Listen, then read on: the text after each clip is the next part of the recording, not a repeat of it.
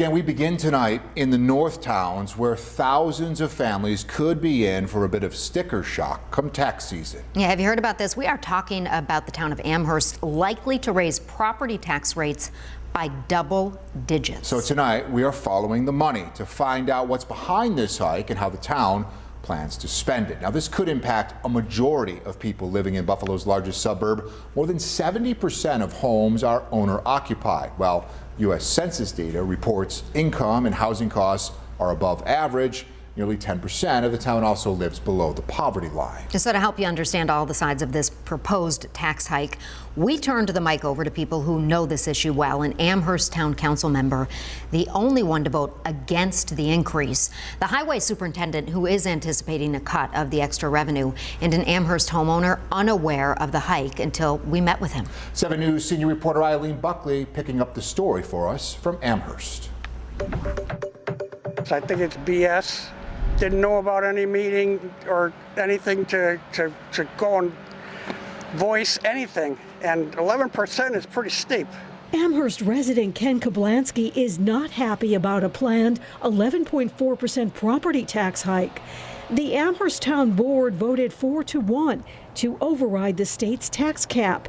Amherst Board member and Deputy Supervisor Deborah Buckeye cast the only no votes. I voted no because I always have concerns about exceeding the tax cap. I reached out to Amherst Supervisor Brian Coppola, who told me he was on vacation, but texted me saying, quote, "We have to bite a bullet to move $1 million plus into the budget this year." He says they have less surplus, more police vacancies to fill, and have a big commitment to public safety. Now, the town supervisor told me in a statement that part of the reason they're raising taxes is due to rising interest rates, higher labor costs, and a $33 million project to conduct a streetlight conversion.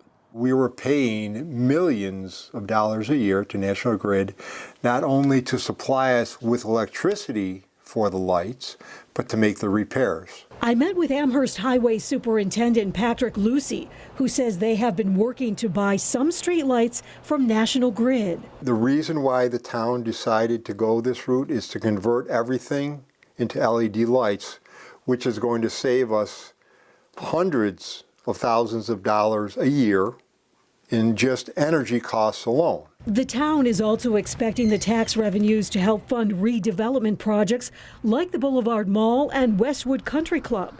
But town member Buckeye says she's very worried about residents being able to afford such a significant property tax hike. We need to be mindful of our taxpayers, and some are on fixed incomes, some are seniors, and to the greatest extent possible, try to find as many economies as we can. Homeowners like Koblansky say based on the assessment of his home, he expects to pay about $300 a year extra with the tax hike. You hate to raise a stink, but you got to raise a stink because it's just wrong. They should have had meetings and people in on it, voicing their opinions. Bottom line message to the town. Speak to the people, get the word out. Don't be doing nothing behind the scenes here when nobody knows anything about it. You need to hear from what the people think, not just do it. Eileen Buckley, 7 News, Amherst.